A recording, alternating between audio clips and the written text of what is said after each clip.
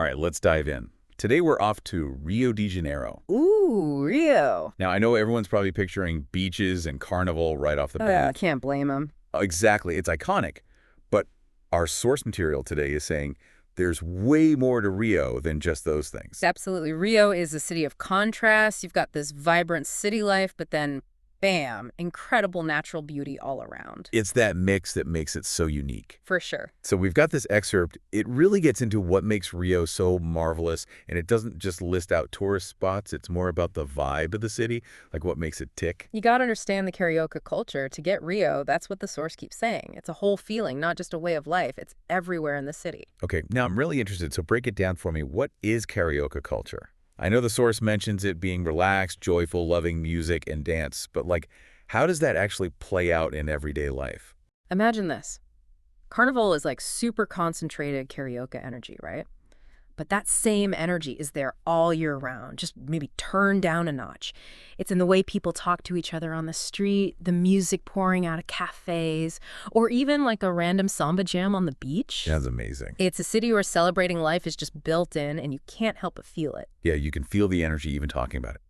Okay, back to the source. It talks about some of those iconic spots too.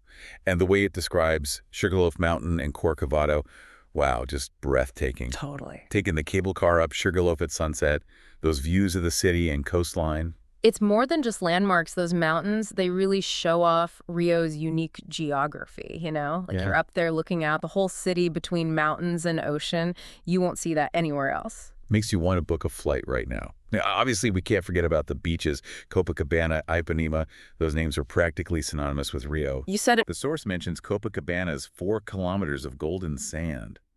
And that black and white promenade, the one designed by Roberto Burle Marx, it's so striking. It's like a piece of art itself, that promenade. Burl Marx wasn't just designing a walkway.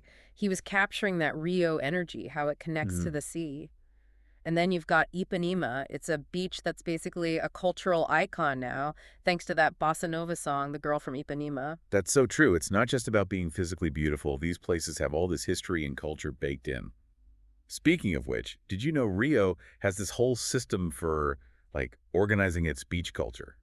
You mean the Posto system? Yeah, exactly. The source talks about how different sections of the beach, like Posto 9 and Ipanema, draw different crowds. It's like all these little social microcosms within one beach. It shows you Rio is a city of layers, even just at the beach. So much diversity. You're right, so many layers. Yeah. But, like you said earlier, Rio's not just beaches and views.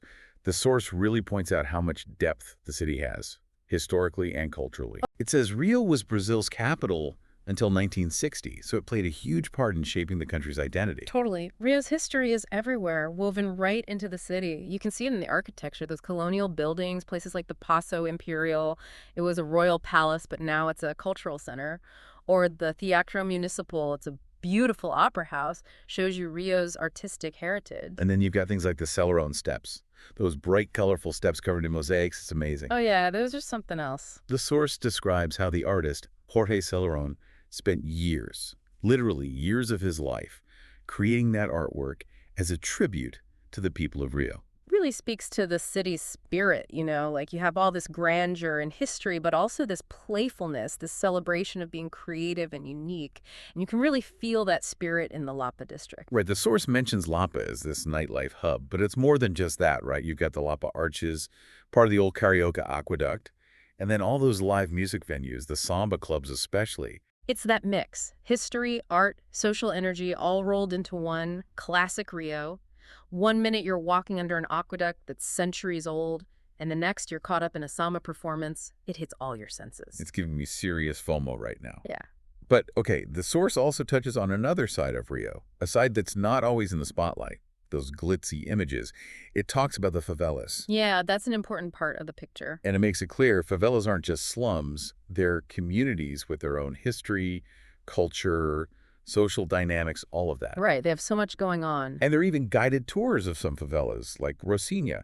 They're meant to give people a better understanding of these communities. Goes to show, experiencing the real Rio means going deeper than the touristy stuff, getting to know the whole city, even the complicated parts. Exactly. And speaking of authentic experiences, the source mentions Santa Teresa, that neighborhood up on the hill, It's known for its winding streets, those beautiful old colonial mansions. It's a haven for artists and anyone who's looking for a chill atmosphere, just another part of Rio's charm away from the tourist crowds. And you can take the Santa Teresa tram up there. Those views as it goes through the hills are amazing. Sounds incredible. It is. You know, if you need a break from the city, Rio's got you covered. It's got these amazing natural escapes. Like what? The source talks about the Jardim Botanico, Rio's botanical gardens. They have something like over 6,500 species of plants. Wait, 6,500? Yep, everything from these huge imperial palm trees to tiny orchids. That's wild. The source really makes it sound peaceful, like a true oasis of beauty. It just goes to show how Rio blends city life and nature so well. You know, you're in this bustling city and then boom, lush greenery, exotic flowers, birds singing. And you can actually see Corcovado Mountain from the gardens with the Christ the Redeemer statue. No way, that's awesome. And speaking of incredible views, the source mentions Tijuca National Park too. Apparently it's the biggest urban rainforest in the world. It is. Tijuca really shows how much Rio cares about preserving its nature. It's pretty amazing. You can hike through rainforests, find hidden waterfalls, even see some of Brazil's wildlife. The source specifically talks about the Pedro de Gavia hike. It's this tough climb, but you get to the top and bam, panoramic views. Yeah, that one's a classic.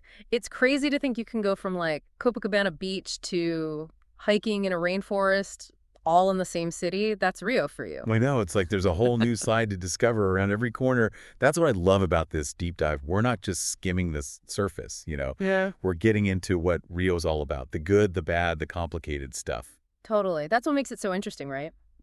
Rio's always pushing you to look deeper. You think you know it, and then it surprises you. The source ends by saying Rio is a sensory experience. Like, it's not just about seeing the sights. It's about the rhythm of the city, the food, immersing yourself in that Carioca spirit. That sums it up perfectly. It's about all your senses, being present in the moment, letting the city just wash over you. So, thinking back on everything we've talked about, what really stands out to you? Like, what's the essence of Rio? What makes it so marvelous? I'd say it's that energy, that pure joy for life. You can't miss it. It's in the music, the dancing, the way people interact, even in the colors of the city, the architecture.